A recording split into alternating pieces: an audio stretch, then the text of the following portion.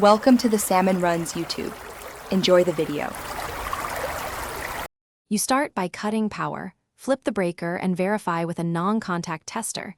This protects you and the fixture. Next, inspect both track sections and the connector. Make sure they match in rail profile and amperage, typically 120V for residential.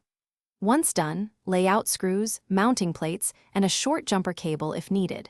Make sure to match polarities and grounding from the outset, because correct orientation prevents flicker and heat buildup later. You now mount the tracks and make the electrical connection. First, align the ends so the conductors sit correctly in the coupler. Slide or snap the connector into place, then tighten the retaining screws. Next, strip about 1/2 inch of insulation, twist matching conductors, and secure with properly sized wire nuts. Use pigtails when joining multiple feeds. Make sure the ground wire attaches to the green screw.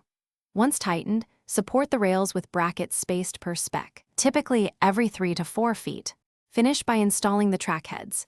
Insert each head into the rail, rotate or slide until it locks, and confirm electrical contact visually or by feel. Once all heads are seated, restore power at the breaker and test each head, then cycle a dimmer if used to ensure smooth control. If a lamp flickers or a head won't light, shut power and recheck conductor orientation, seating in the connector, and that all screws are tightened. This single troubleshooting step resolves most issues. Thanks for watching. Consider subscribing if we helped you.